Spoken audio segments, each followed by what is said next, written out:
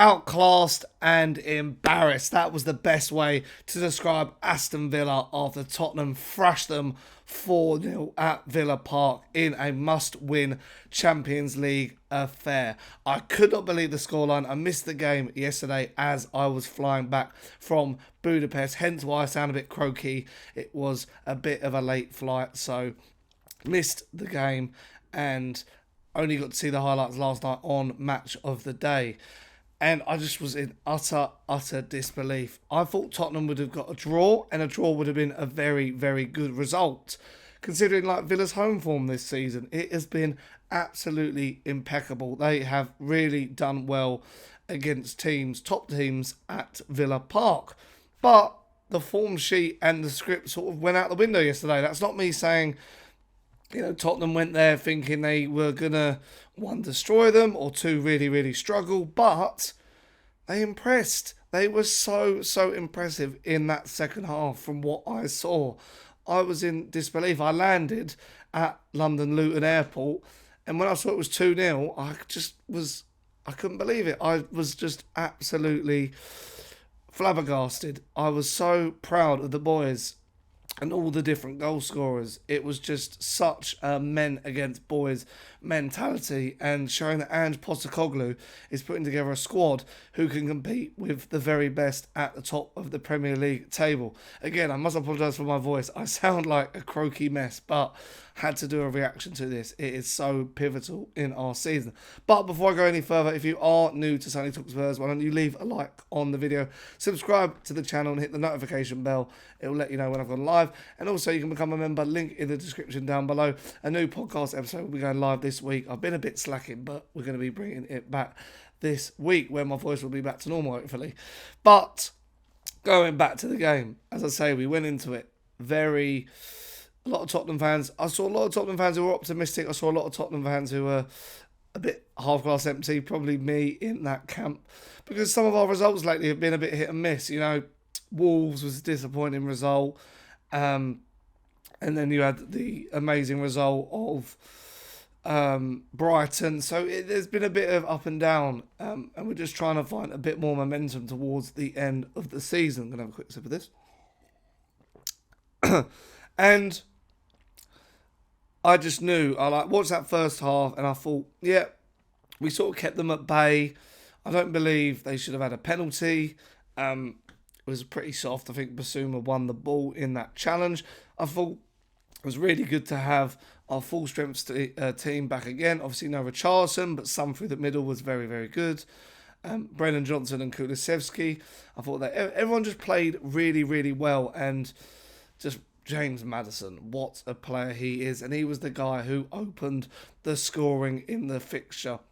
Just absolutely an amazing passage of play between Kulusevski, Sarr, and then Maddison, how he guided the ball into the back of the net. It just needed the simplest of touches, and it just goes past Martinez. It was absolutely sublime. And then a few moments later, the score and the lead is doubled by Brennan Johnson with quite an intriguing finish, actually. He sort of dinks it over and finds a bit of lift, and again beats Martinez. And then the moment where it got a bit controversial, and Aston Villa fans on Twitter, and in particular my friend from Talksport, Gabby Bonhor, got a bit frustrated about the red card. I don't see why people are getting frustrated about this red card. It's a red card. He's kicked Udogie up in the air. I think because Udogie comes up to get a bit aggressive and then goes back down, but he could have, he had a bit of momentum and he had a bit of adrenaline, and he went, he weren't really buying it.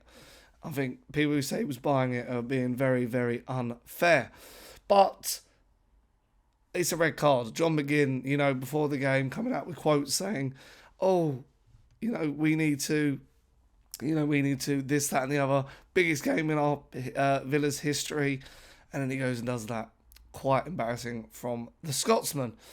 Then afterwards, we, get our really foothold in the game. You can tell it is 11 versus 10 men, and then the game sort of not dwindles out, but you can see Villa getting fatigued, and we score a late double to make the game 4-0. Son with, what a finish this is, by the way. Unmarked on the edge of the area. Why Villa have done that, I don't know. their tactics just got it all wrong. I'll go on to that in a moment because they say that on Match of the Day. They basically leave him unmarked and he thunders a shot in. Martinez has not got a chance. And then Werner makes it 4. Werner scoring 2 goals in 2 game weeks. Again, and all 3 finishes are a fantastic, really good passing movement from Spurs. But as I was saying, Villa's tactics, they went with a 5 at the back formation and just couldn't really handle it. Like they tried to play a bit of a high line. We kept catching them out. They were making mistakes at the back. Just not really, like, Aston Villa have been quite good in defence, but this game really got to them this season. I just don't know what Emery was thinking tactic-wise. I feel like it just really, really went wrong in that regard. But yeah, now, like, pulling up the Premier League table, it really puts the cat amongst the pigeons when it comes to Champions League football. You know, I said in a previous video last week about the top 4 and my predictions between who would get it out of us, Villa and Manchester United, it was down to that game. And looking at the table right now, they're on 55 points, we're on 53, they're on 47, but we have a game in hand over both of them. And that is against Chelsea, which won't be easy because Chelsea, even though they're going for a torrid season, always turn up against us. So, putting it all into perspective, I said in that video that whoever won this game would get top 4. And I do think now we will get some momentum to really get that top 4 finish. I just think that just was a showing of the fight, the willingness under Ange Postecoglou this season. We're not going to be slacking. We're not going to be putting down tools. We really, really want to get in the Champions League and show the footballing world that we're no mugs. We are here to be noticed. Ange Postecoglou is a class coach. You saw our tactics be implemented to perfection yesterday. It was a fantastic spectacle. I'm gutted I missed it. I'm gutted I missed it. It's a very big shame. But it is what it is. I'd rather us win and I miss it than coming off the plane and going, oh, we're 4-0 down. So it is what it is. But let me know all your thoughts in the comments down below. Do you think now Tottenham can get the momentum to finish in the top 4? Or is it not a foregone conclusion yet? Have we still got a few tricky fixtures to overcome? Let me know all your thoughts.